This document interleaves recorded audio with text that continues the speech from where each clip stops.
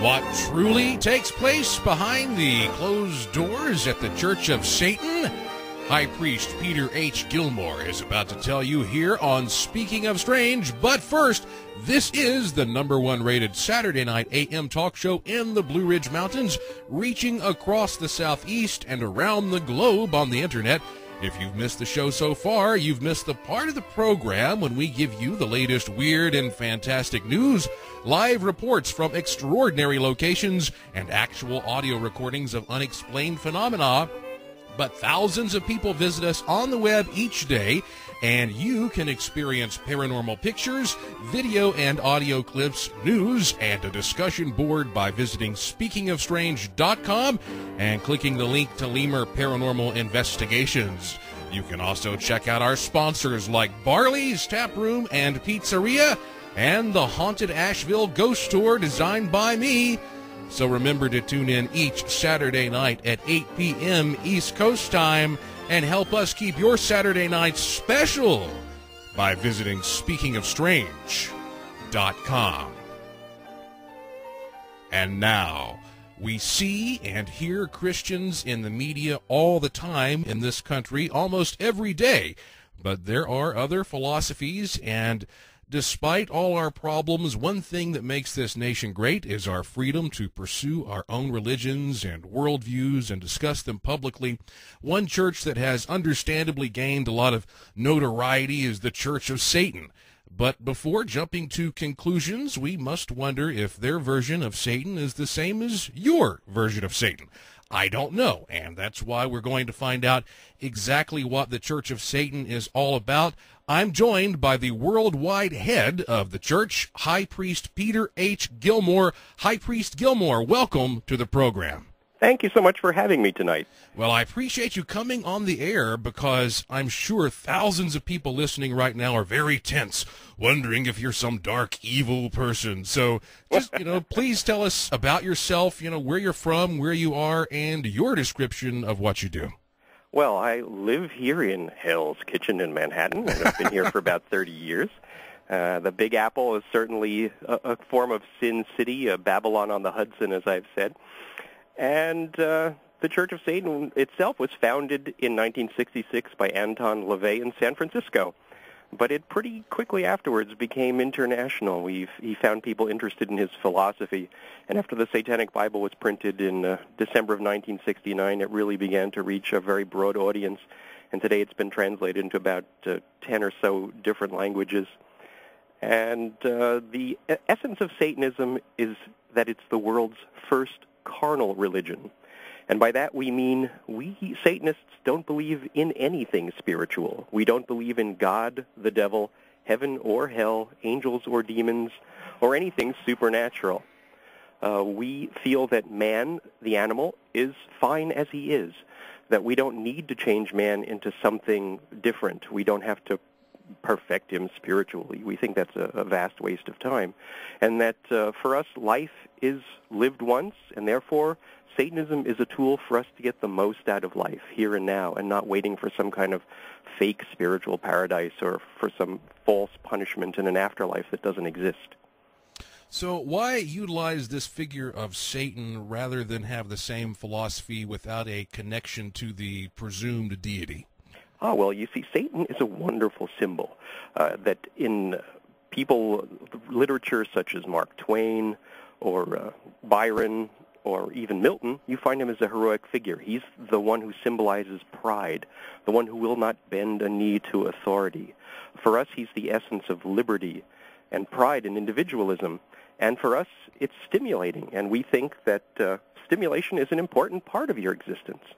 Metaphor is the way the human animal encompasses broader symbols and distills them into something that can be grasped quickly. So for us, it's the proper symbol for what we are, and we are the adversaries of all the world's spiritual religion. And of course, in Hebrew, Satan does mean adversary. So for us, it works perfectly. And it's a great filter. It keeps out the people who are self-righteous, who always want to be considered good and want to wear a good guy badge, as we say. So does Satan represent, murder, deceit, sexual deviancy, any of those things to you? No, that's what it would mean to a Christian. And if a Christian decided that they were interested in Satan, they'd be devil worshippers, not Satanists. We've thrown out those Christian definitions, and we really go basically to the Romantic tradition. And that's my little hellhound barking in the background. So what kind of behavior is expected from a member of your church? Well, one of our dictums is responsibility to the responsible. We understand that human beings are social creatures, and since we want to get the most out of our lives, we're not anarchists. We like law and order. We want a society that is stable, one in which we can pursue the pleasures that we want to for ourselves and for the people that we cherish without hindrance. So we don't want to waste our time with having to deal with chaos. That's not palatable to us. And how many members do you have right now? Well, we've had thousands worldwide, and it grows continually, but we never give out specific statistics, and that was a policy established by our founder simply because he felt that if it seemed that we were too small, people would dismiss our ideas, and if we seemed too large in any place, we could be too threatening. And we have members in just about every nation on the face of the globe, and our members in places that are heavily Muslim-influenced have to be very underground for fear of death. And our other members in even open-minded countries like the United States often have to keep their membership quiet because they couldn't be doing what they're doing because of prejudice. We have members who are holding public office. We have members who are in law enforcement, plenty of members in the military and fire departments. And because a lot of people are kind of closed-minded, they will not tell folk what their actual philosophical and religious background is simply because there's a great deal of bigotry out there. So generally speaking, how do you feel about Christians? Well, they're quite fine as long as they keep their Jesus to themselves. We really are interested in having a pluralistic, secular society, one in which people can pursue whatever philosophical approach suits them as long as they're not trying to legislate their morality or in any other way force their beliefs.